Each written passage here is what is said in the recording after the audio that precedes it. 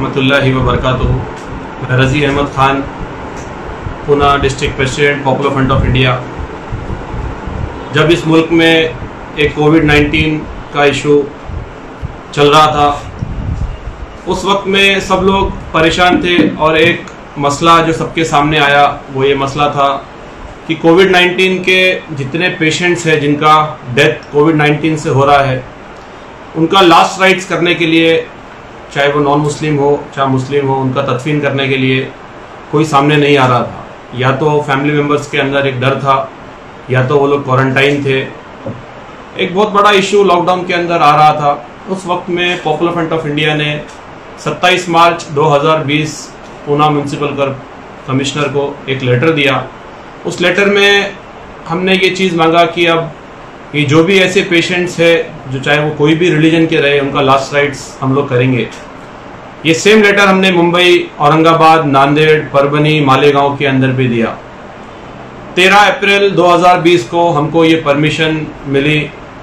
Permission मिलने के बाद हम लोगों को पीपी किट्स भी मुहैया कराए गए, हमको एम्बुलेंस भी दी गई, हमारे वॉलंटियर्स को एक ट्रेनिंग दी गई और उसके बाद हम लोगों ने इस काम को चालू किया। एक बहुत बेहतरीन तरीके से हमारे मेंबर्स ये सब काम कर रहे थे।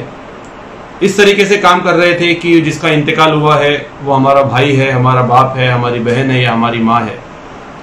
और उसके साथ साथ में हम लोगों ने इस काम को चालू किया। सारे डिस्ट्रिक्ट्स में हमारा ये काम चालू हुआ और उसके बाद हमने 107 लोगों का ये आखिरी रसूमात किए।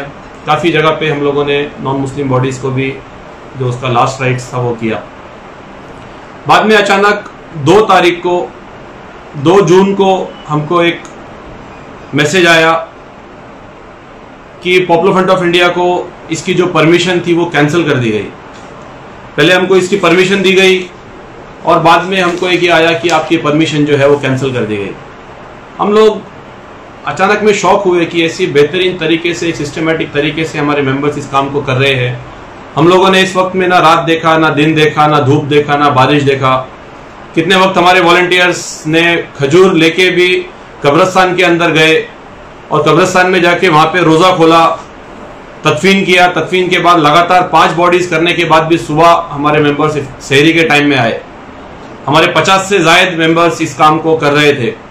2 तारीख को जब 7 बजे हमारा ये परमिशन कैंसिल किया, उस वक्त में भी 3 बॉडीज़ दीनानाथ मंगेशकर में और ससुन के डेड हाउस में बॉडीज़ थी।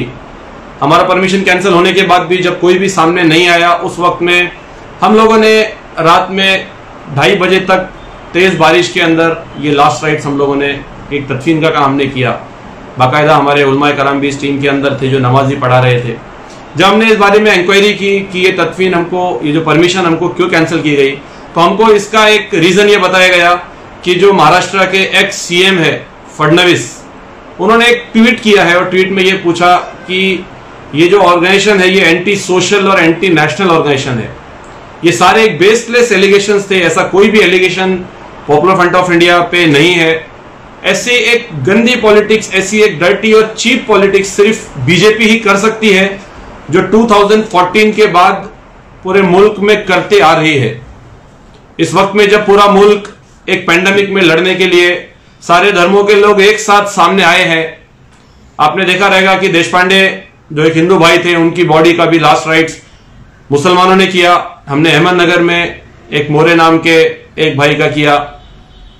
परभनी के अंदर हमने 2 हिंदू भाइयों की बॉडीज का लास्ट राइट्स किया। ऐसे टाइम में एक कम्युनल हार्मनी पूरे मुल्क में और पूरे महाराष्ट्र में एक कम्युनल हार्मनी बन रहा था, जो बीजेपी नहीं चाहती थी। उनका काम डिवाइड एंड रूल है। उस वक्त में फडणवीस ने एक ऐसा ट्वीट किया और ट्वीट करने के बाद हमारी परमिशन कैंसिल कर दी, जिससे हम लोग बहुत शॉक हुए। ये एक बहुत गलत हुआ हमारे साथ में। ये एक सवाल हम लोग पूछते हैं कि पॉपुलर फ्रंट ऑफ इंडिया ने जिसने 107 बॉडीज को तदफीन किया, पुणे के अंदर अभी तक हम लोगों ने 90% मुस्लिम पेशेंट्स का जो तदफीन है वो पॉपुलर फ्रंट ऑफ इंडिया ने किया। उसके बाद ये हमारे साथ क्यों हुआ? अब इस चीज में हम लोग एक लीगल फाइट करेंगे और लीगल फाइट करके ये परमिशन हमारी वापस भी लेंगे, जो बेसलेस एलिगेशंस हमारे ऊपर लगाए गए हैं। यहां तक कि अगर हमको जरूरत पड़ी तो हम हाई कोर्ट के अंदर भी जाएंगे कि जिस तरीके से आपने हमारी परमिशन को कैंसिल किया, वो तरीके से आप हमारी परमिशन दीजिए। ऐसे एक वक्त में हमको हमारे रिलीजन, हमारा पॉलिटिक्स, ये सब एक साइड में रखते हुए हमको एक इस मुल्क के बाशिंदे की तरह हमको आपस में सबको इस मुसीबत से लड़ना है। इसके फ्यूचर में भी कभी भी ऐसा एक पेंडेमिक, ऐसा एक नेचुरल डिजास्टर हमारे सामने आएगा तो पॉपुलर फ्रंट ऑफ इंडिया के कैडर्स जो इस पूरे मुल्क में है, जो पूरे अलग अलग डिस्ट्रिक्ट्स के अंदर है, लाखों के तादाद में जो कैडर्स है, वो अपनी जान पे खेल के भी ऐसे एक पेंडेमिक में सारे रिलीजन के लिए काम करने के लिए हम हर वक्त इंशाल्लाह तैयार रहेंगे। शुक्रिया, थैंक यू।